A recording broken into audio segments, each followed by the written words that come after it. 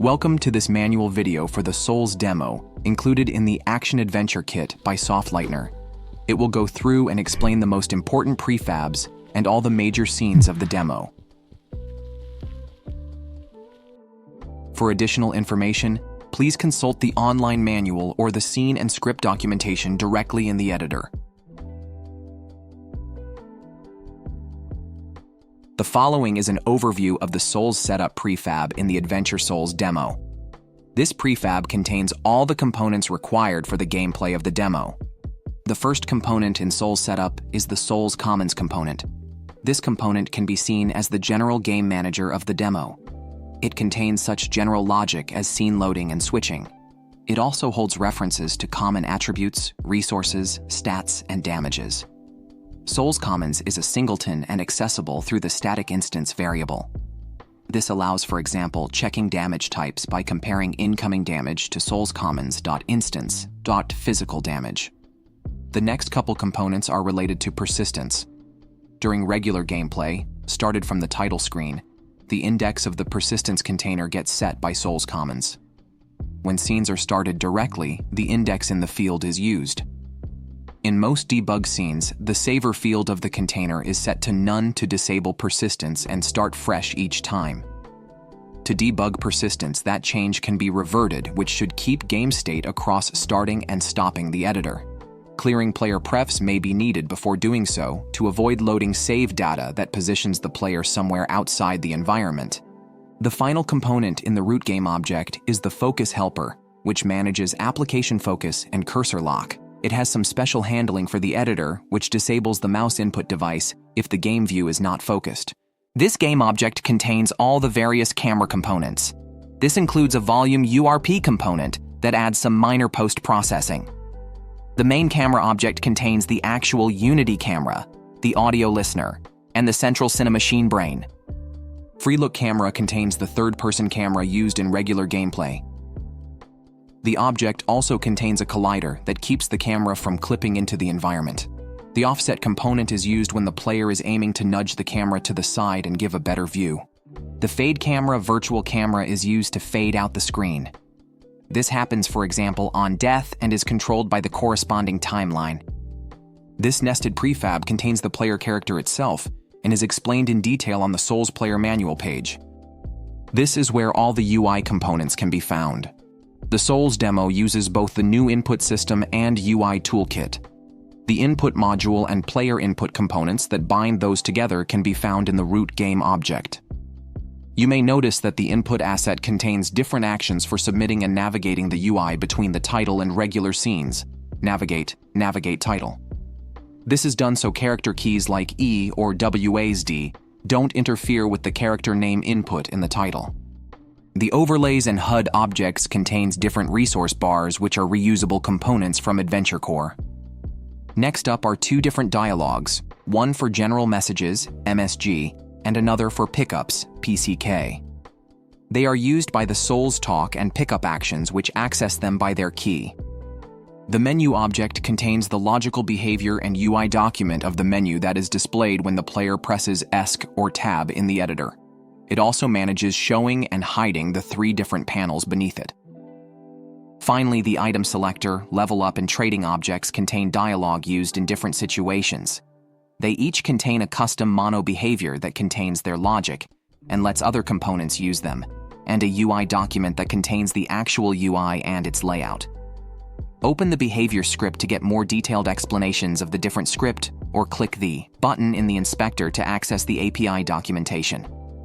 All the different UI documents in Souls reference the soulstyle.uss style sheet. This style sheet defines the look of the UI, including simple settings like margins and colors, but also the animation that brings in the boss health bar, triggered in Souls Hug Show Boss. The following is an overview of the Souls player prefab in the Adventure Souls demo. The main transform contains the following components. The Souls player character script. The manual persister used to save any state related to the player. Character controller movement and the character controller it uses. A rigid body and capsule collider, which are used by a generic trigger item with key PLY, which triggers generic trigger areas in the environment, for example the traps in the dungeon, and a character action area, which is used by the character to detect and start actions in the environment like doors or chests. The pivot transform gets rotated by the movement to face the direction the player is moving. The body contains the trigger damage receiver that receives damage. It also has a second capsule collider with is-trigger unchecked, which pushes around decorators like smashed crates. The components of the body game object were originally located on the model, but have been moved into a separate game object to make model replacement easier. For the sake of simplicity and performance, the collision model for the player only consists of a simple capsule. If a more detailed model is required, do the following. Move trigger damage receiver and rigid body to your model. They use any collider in the player's model. Delete the body game object. Change the layer of model to player body. Create detailed colliders in the armature of the model. Skip if your model already comes with colliders. The model is where the visuals of the player are located. It contains the animator along with an animator proxy that passes along events and root motion from the animator to the character. Some other components of Adventure Souls depend on the player's model and have to be reassigned if the model is replaced. The following steps show how the player model could be replaced by the zombie model that is usually used by the enemies. Open up the Souls player prefab. Drag the models, characters, Soul Zombie, into Pivot. Add an animator and an animator proxy to it. Assign the Souls player controller and Souls player avatar to the animator. Assign the Souls player as the character for animator proxy. Completely expand the old and new models. The original armature will contain left-right hand transforms under its hand. LR transform, drag those over to the new models, hand.lr. These are used to instantiate items by the weapon and usable item slots. Delete the original model. In the armor top bottom item, slots assign character body to the now missing template field. It is needed, so the armor moves properly with the character model. On the Souls player character script, reassign the missing animator to the one you just created and set Souls Zombie as the model that is replaced by the ragdoll. At the bottom of Souls player character, you can empty out the head renderer field. When you now open up Souls Debugging General, you should be able to move around and perform actions with the zombie. If you start the game through the title, you'll see that things there are mostly unchanged. But when you start a game, the model is in fact changed. The process to replace the model may be different depending on the model used, but generally, as we have seen above, the following dependencies have to be satisfied. The animator and model on the Souls player character. The hand transforms and body renderer for the item slots. The critical game object holds the actions and triggers necessary for ripostas and backstabs. The Souls critical action is the one performed by the player. It uses a generic trigger area to find potential enemies that may be critted. When it is started, it forces the enemy to perform the Souls critted action, which disrupts anything it was doing. This action moves the enemy to the front, riposte, or backstab, transform in order for the animations to line up. All the actions a player can perform on its own, as well as the actor, are found on the actor game object. The specific actor implementation used is the buffered character actor, which will queue up actions for a short period of time. So when roll is pressed while the character is still attacking, the roll will still be performed after the attack has finished. Sit is not really in use currently, but serves as an example of a gesture that is performed until some other input arrives. Turn is started by the movement when the character makes a sharp turn. Roll is started by the Souls player character when dodge is pressed and the input direction is not neutral. In the starting-ending events in the inspector, you can see that it activates a damage while it is active. The damage has value 0, so it destroys boxes but does not hurt enemies. Dodge is started by the Souls player character when dodge is pressed, and the input direction is neutral. Jump is directly bound to the act. Jump input by Souls player character. Stagger is started by the Souls character base class that the player has in common with the enemies when the character runs out of poise from being hit. Guard break is started by the Souls character base when a character guards and runs out of stamina, or it is parried while attacking. Death is started by Souls player character when it gets hit and health runs out, Notice the signal receiver, which calls the reset death method. The items object holds the items, item slots, and the inventory. You can add entries to the items field on the listed inventory to make the character start out with certain items, which is quite useful for debugging. Usable is a special item slot that is just a placeholder for the 3 slots it has as its children.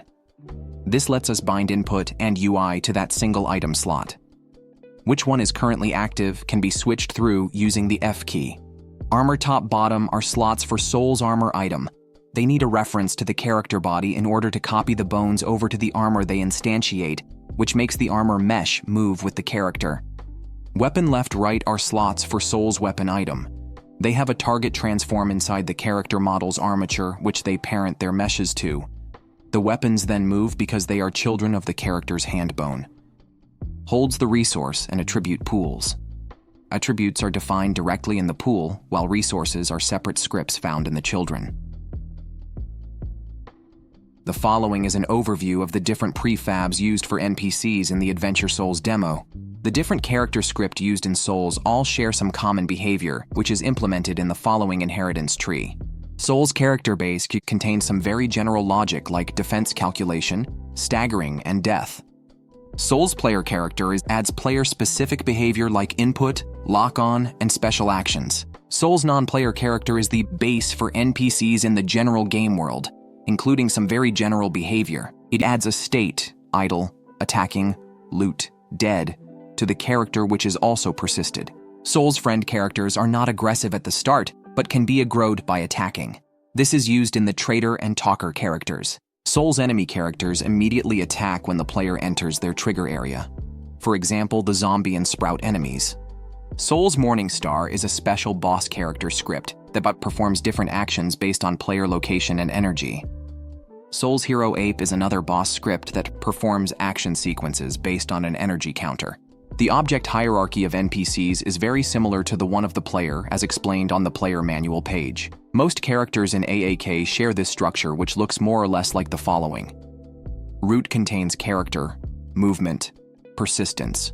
Model the visual model. Actor has actor and actions. Metrics contains resources and attributes. The objects within the enemy prefabs are on the enemy body, and enemy damage layers.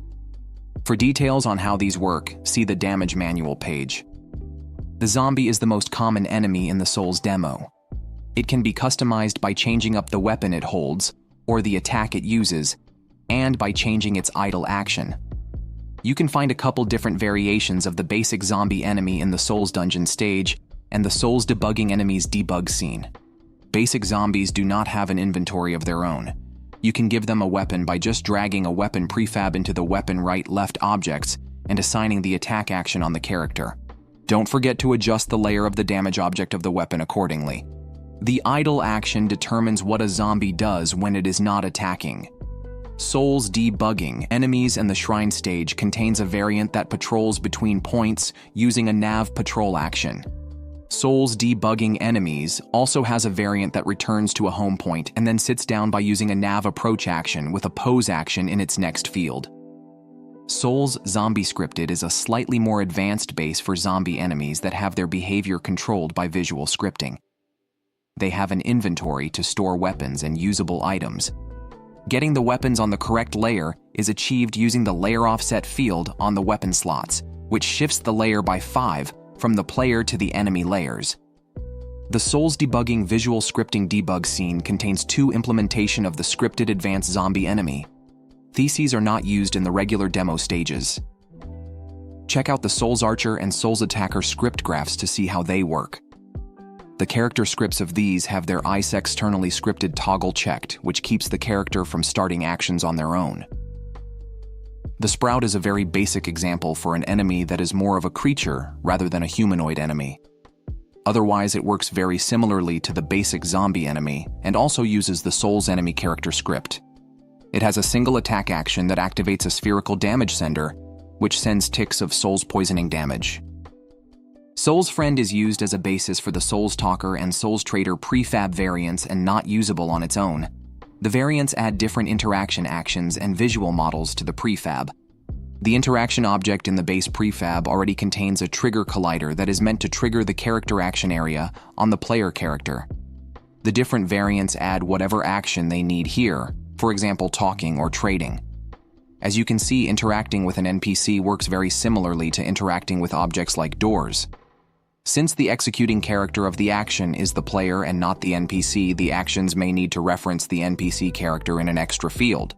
For example, the Souls Talk action has the target field, which it uses to make the NPC nod on action start. These characters use the Soul's Friend character script, which has an internal aggro counter. On the first hit, the character tries to equip whatever fitting weapon it has in its inventory to its right weapon slot. On the second hit, it starts attacking back. This deactivates the idle objects object, which contains the trading at talking action. It also activates the aggro object, which contains a lock-on point. In addition to the character itself, the Souls Morningstar boss prefab also contains the logic of the boss arena. For more information about the boss arena, see the boss arena chapter in the scenes manual page.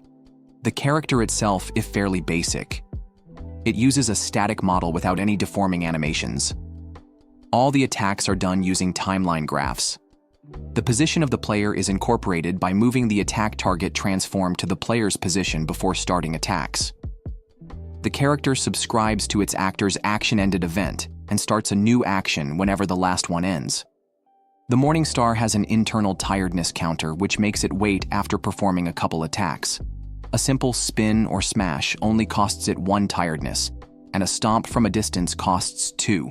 When it reaches 3, it has to use the wait action, which gives the player a chance to counter-attack. For another variant of a Souls boss fight with a slightly different approach to its scripting, see the Souls Hero 8 boss fight in the Extras project. The title scene is where the player should first arrive. This is the case as long as it is at the first place in the build settings. It is where the player can create new games or load existing ones. Title contains the UI for the different save slots that are used to create new games and load them. The new game dialogue that is used to customize and name new characters. The model and camera that are used for the render texture in the UI are its children. Commons contains the scripts that are common to every scene like persistence and the Souls Commons singleton. Finally, background holds all the 3D models in the background, which are purely cosmetic. The Souls loading scene gets loaded when a player loads a save from the title or when using a teleport action. The Souls loading script starts loading the target main scene asynchronously. After that, it can be configured to wait for player confirmation by setting a UI document, or to wait for a playable director if that is set. When those are done, it additively loads the temp scene and activates the loaded main scene. Now, in the demo, loading is always done pretty much immediately because it uses very little assets. The scene is meant as an example for games that grow large enough to warrant it. If you don't need it, simply use switch scene instead of load scene from the title screen and empty the loading scene parameter in teleport actions. As mentioned above, the actual levels in the demo are split into a main and a temp scene. This is done to simplify the reset process when the player sits down at a bonfire, which reloads the temp scene.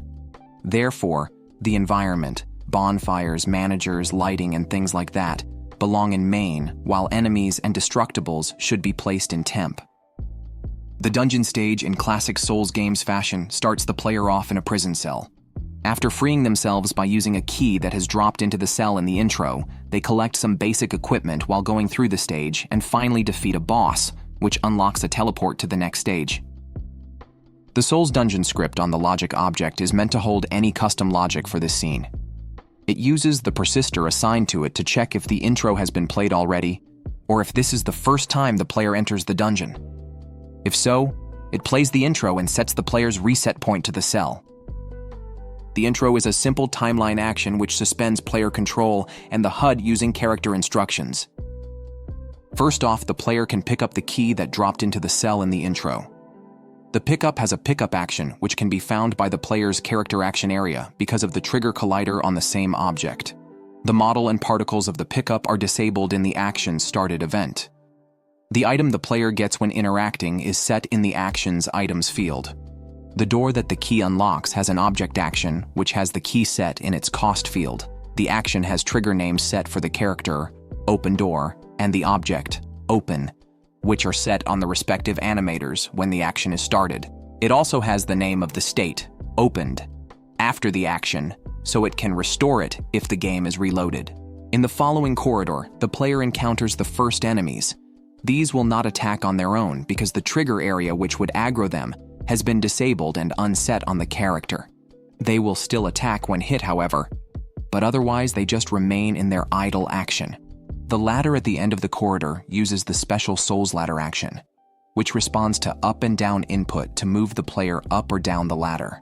To know if the character started the action from the bottom or top, there are Souls Ladder interaction at both ends that lead into the ladder action. The actual movement on the ladder is actually done by the root motion of the character's animation. At the top of the stairs, the player finds a chest which works very similarly to a door. The only differences are that this chest does not have a cost and activates its content, which contains a pickup when used. The leather bottom inside the chest can be equipped to increase defense, reduces damage, and poise, harder to stagger. Another pickup in the courtyard contains the Soul's Flask item, which restores the health resource when used, and is refilled when the player rests at a bonfire. The bonfire in the center of the yard contains a very special action that uses 3 different playables to enter, sit at, and leave the bonfire. The binding of director to the character's animator is done at the start of the action so that the object does not need a direct link to the player. When the enter playable is done, the bonfire resets the world and player and shows the level up menu. The crates on the yard have a destructible damage receiver, which destroy the object when it takes damage and replaces it with the destroyed prefab. When the crate is destroyed, the destruction persister persists that, and when the scene is loaded again after quitting the game, it immediately destroys the object to restore the previous state. Finally, there are 2 doors at the end of the yard.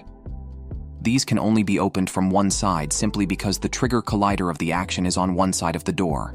The end of the western hallway contains several traps which periodically spawn a projectile that contains a damage sender that deals physical and poise damage. If the player were to simply walk into the hallway, these would damage them and stop their movement due to the stagger caused by the poise damage. The shield found in the chest has a guard action which, while active, nullifies physical damage and turns poise damage into stamina damage.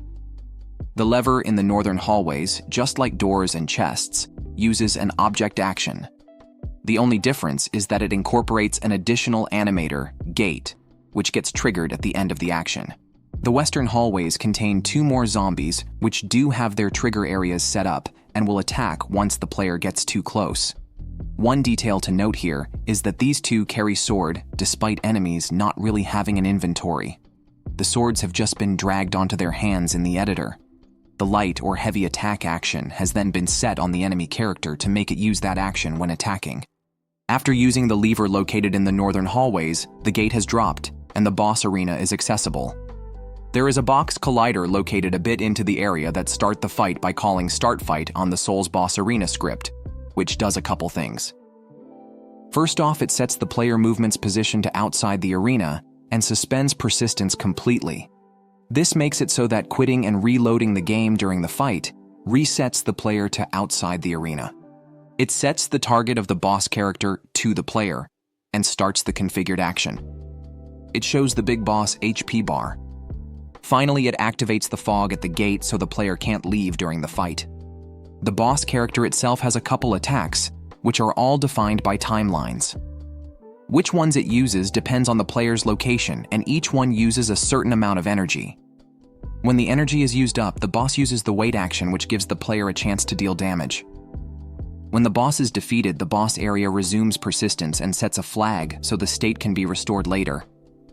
It also activates the teleporter that can be used to move to the shrine stage. The shrine scene is the second stage of the Souls demo. The player can teleport here after defeating the boss in the dungeon stage. There are 2 friendly NPCs at the bottom of the shrine stage. What each one does is defined in the action in its interaction object. Souls Talker has a Souls Talk action which will display the configured lines of dialogue in the general message box when used.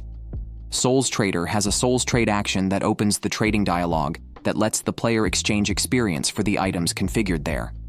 This action uses a different persister than the main character, which has the permanent persistence area set. Therefore, when the player sits at a bonfire, the NPC will reset, but items that have been bought will still be missing. The trader sells moss, which can be used to reduce the poison resource, and boosters, which double the character's strength. On the first level, the player encounters a couple sprout enemies. These will approach the player and attack by activating a spherical damage sender that deals poisoning damage. Just like fists or swords, this attack still uses a soul's attack action, but instead of setting a weapon that deals the damage, the activation of the damage and particles is done by creating events for the DMG on and DMG off message in the inspector. Another difference from enemies previously encountered is that these have go home as their idle action, which will make them return to their home if they lose aggro. When they have arrived at their home point, they will continue with the action configured in next, so this is where idle poses and such can go. The second level holds a single zombie enemy, which has a patrol action as its idle. This action makes it move between the configured transforms. Which one it is currently moving towards is persisted, so it will keep its current path even when the game is reloaded. The top of the shrine stage lets the player activate an elevator to the bottom by walking on a pressure plate. The main script at work here is Animation Toggler, which is used to toggle an animator between two states and persist which one it is at. The current position of the elevator is persisted to Shrine Elevator Down. When the elevator starts moving, it activates a character carrier area, which reparents the player to itself and suspends its movement persistence. It also writes to Shrine Elevator Enabled, which deactivates the NPCs at the bottom and activates the ones on the top on the next reload. The NPCs at the top use the same persistence key as the ones at the bottom, so their values will carry over. The only exception is movement, which uses a different persister on the ones at the top, so the position does no carryover. Finally, the top also contains a teleported that leads back to the dungeon stage. This teleporter has teleport target set, so the player will be moved to that transform in the dungeon stage.